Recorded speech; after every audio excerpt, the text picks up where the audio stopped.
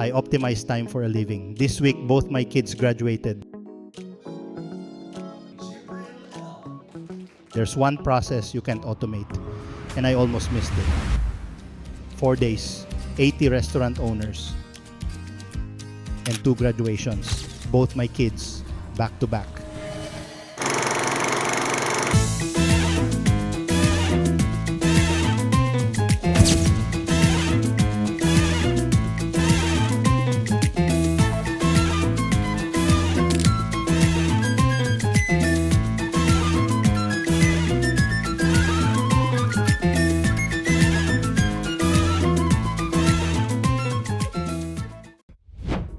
I'm excited for today because we're talking to a group of restaurant owners in Marikina. Yes, The group's yes. called It's Marikina, and the topic is all about stopping the leaks in the restaurant business. You say leaks, these are profit leaks. Yung mga control issues, costing issues, and what have you. Hopefully, we can provide value. And then the main takeaway should be the next steps. Yes. After the talk, our next step is business process review and automation via Odoo. By the way, Odoo, I was able to ask for sponsorship. They paid for the sponsorship, and they'll be there.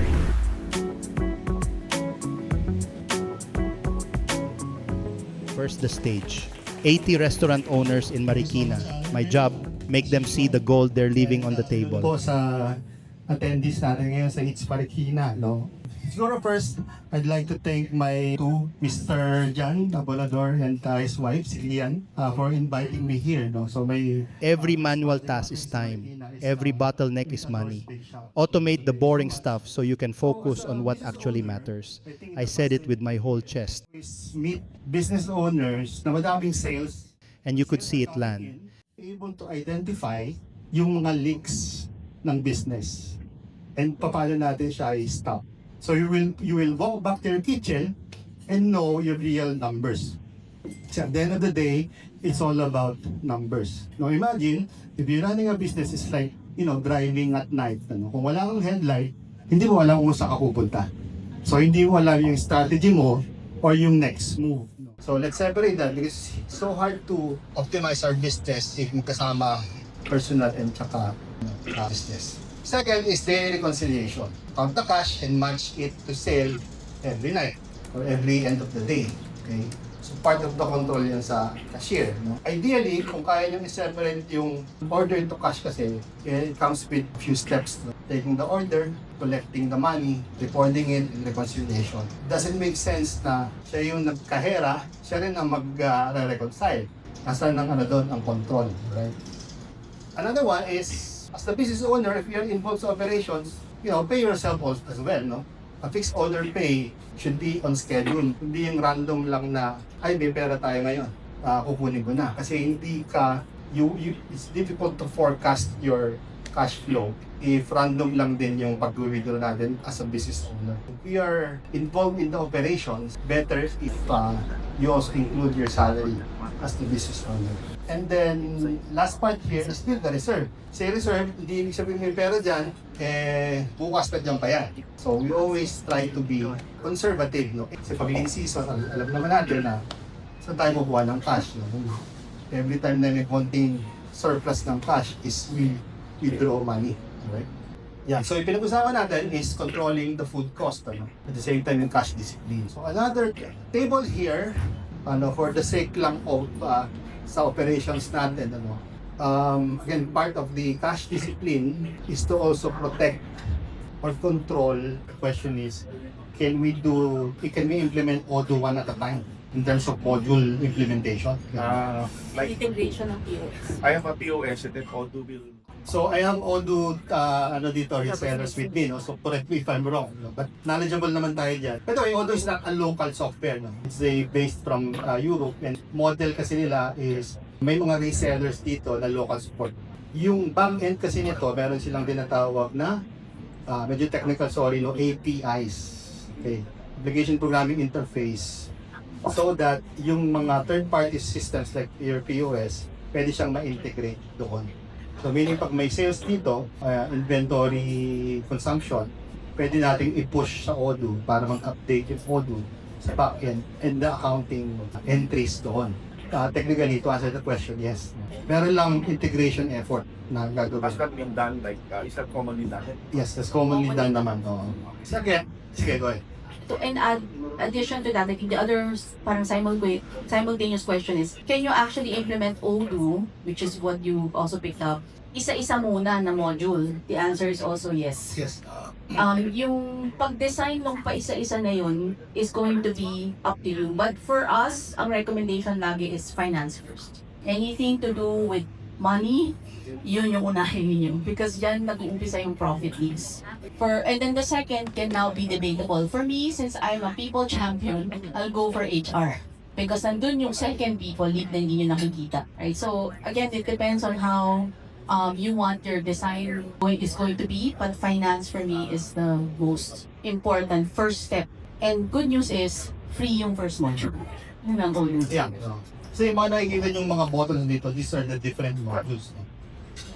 If you create an account sa Odoo online, pwede kang mag-install ng isang module, for example, accounting lang, without the inventory, without all of this. Pwede yun, it's free forever. No? So pwede kang makagamit ng accounting software na free forever. Kung hindi naman accounting, gusto mo unahin yung inventory, pwede rin yun. Inventory lang, free forever. Pero pag nagdagdag ka na ng module, then that's the time they charge you ng per user. Now may other option, yung self-hosted naman na hindi online. So doon papasok yung mga team nila, ASX, if you want that model. Then actually that leads us to the second question na support. Kasi pag yung online version lang, to be honest, medyo limited ng natin dito. Now, kung gusto natin ng strong support, then we have to partner with a reseller like ASX. Now, dun sa question kung what's this, gaano ka-strong yung support, depends na yun dun sa package that they offer, service level agreement.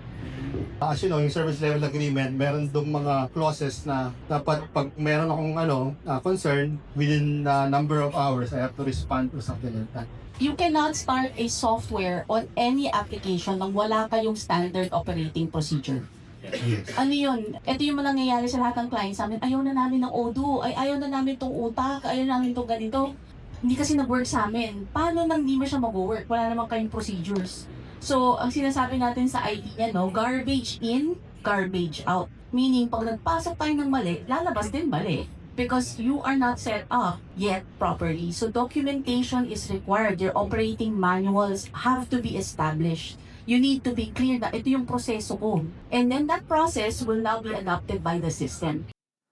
Meron ding technology tinatawag na MCP, Model Context Protocol. Systems like Claude or ChatGPT can connect to the data of Odoo and do the interpretation. The answer is yes, Odoo supports MCP.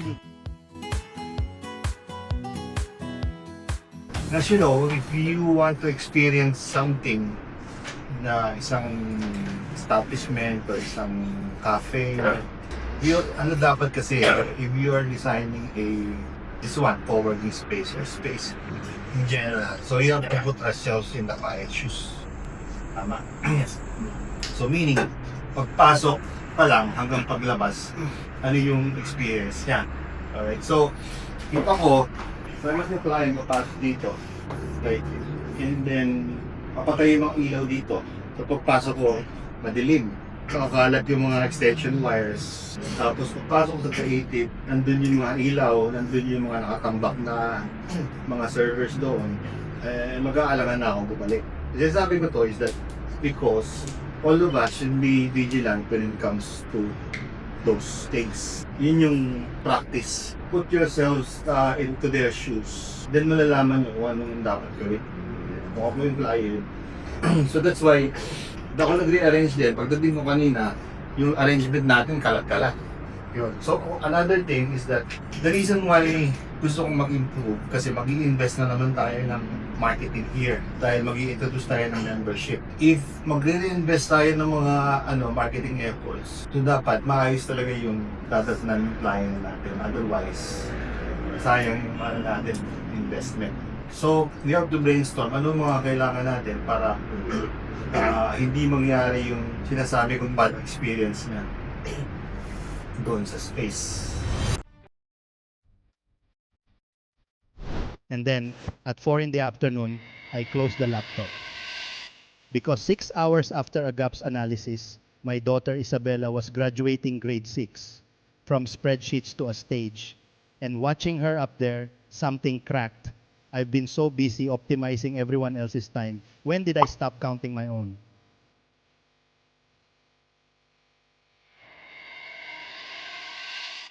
My son Charles graduated grade 12, high school, done. The kid I used to carry is about to leave, and there is no automation for that. No system that gives the years back. Here's what this week taught me. I find the gaps in businesses for a living. But the biggest gap I almost missed was the one at home.